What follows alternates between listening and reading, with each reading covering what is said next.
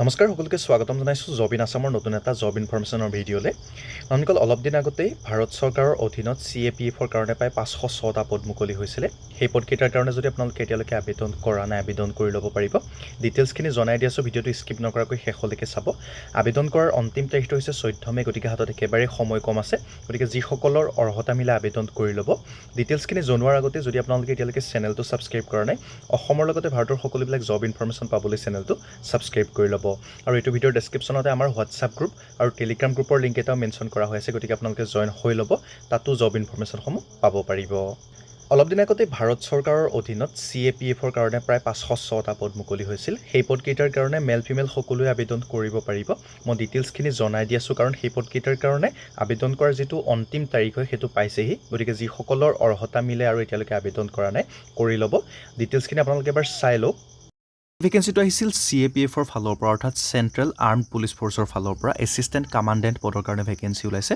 যদি ইণ্টাৰেষ্টেড আৰু ইলিজিবল হয় এই পদকেইটাৰ কাৰণে অনলাইন যোগেৰে আবেদন কৰি ল'ব। 14 মে' আবেদন কৰাৰ অন্তিম তাৰিখ হয়। 506টা পদৰ ভিতৰত BSFৰ কাৰণে আছে 186টা, CRPFত আছে 120টা, CISFত আছে 100টা, ITBPত আছে 58 আৰু SSBত আছে 42। আবেদন কৰিবলৈ ইণ্ডিয়ান চিটিজেন হ'ব লাগিব, আৰু মই কৈছিলোঁ বোথ মেল এণ্ড ফিমেল কেণ্ডিডেটৰ কাৰণে পদ আছে। গতিকে যদি ইণ্টাৰেষ্টেড হয় আবেদন কৰি ল'ব। বয়সৰ সময়সীমাৰ ক্ষেত্ৰত এই পদকেইটাৰ কাৰণে 20ৰ পৰা 25 বছৰ বয়সলৈকে আবেদন কৰিব পাৰিব, আৰু এজটো কেলকুলেশ্যন কৰা হ'ব 1 আগষ্ট 2024লৈকে। লগতে এজ ৰিলেক্সেশ্যনৰ সুবিধাখিনিও লাভ কৰিব যিসকল ৰিজাৰ্ভ কেটেগৰীৰ কেণ্ডিডেট, যেনে ST/SC কেটেগৰীৰ কেণ্ডিডেট হ'লে 5 yearsকৈ পাব, OBC হ'লে 3 বছৰকৈ পাব, আৰু যিসকল চিভিলিয়ান চেণ্ট্ৰেল গভৰ্ণমেণ্ট ছাৰ্ভেণ্ট হয় তেওঁলোকে 5 বছৰকৈ লাভ কৰিব। এডুকেশ্যনেল কোৱালিফিকেশ্যন এই পদকেইটাৰ কাৰণে বেচেলাৰ্ছ ডিগ্ৰী বিচাৰিছে ফ্ৰম ৰিকগনাইজড ইউনিভাৰ্চিটি। গতিকে যদি আপোনালোকৰ এইখিনি কোৱালিফিকেশ্যন আছে আবেদন কৰিব পাৰে। লগতে ফিজিকেল ষ্টেণ্ডাৰ্ডৰ কথাও কৈছে, আপোনালোকে ফিজিকেলি ফিট হ'ব লাগিব, আৰু যিখিনি মেডিকেল ষ্টেণ্ডাৰ্ড আছে সেইখিনি আপোনালোকে ফুলফিল কৰিব লাগিব।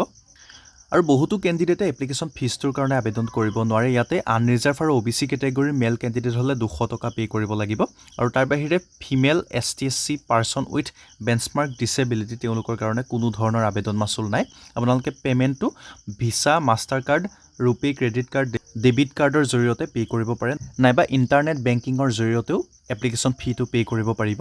গতিকে যিসকলৰ অৰ্হতা মিলিছে এতিয়ালৈকে আবেদন কৰা নাই সোনকালে আবেদন কৰি ল'ব। ডিটেইলছ যদি চাব বিচাৰে ভিডিঅ'টোৰ ডেছক্ৰিপশ্যনতে এই ছাইটটোৰ লিংকটো মেনশ্যন কৰি দিছোঁ, ভিজিট কৰি এবাৰ ডিটেইলছখিনি চাই ল'ব। ৰিমাইণ্ডাৰ ইনফৰমেশ্যন হিচাপে আপোনালোকক জনাই দিলোঁ, যদি ভিডিঅ'টো ইনফৰমেটিভ যেন লাগিছে লাইক এটা কৰি দিব, বন্ধু বান্ধৱীলৈ শ্বেয়াৰ কৰি দিব, আৰু যদি চেনেলটো ছাবস্ক্ৰাইব কৰা নাই ছাবস্ক্ৰাইব কৰি বেল নটিফিকেশ্যনটো অলত প্ৰেছ কৰি দিব। ধন্যবাদ।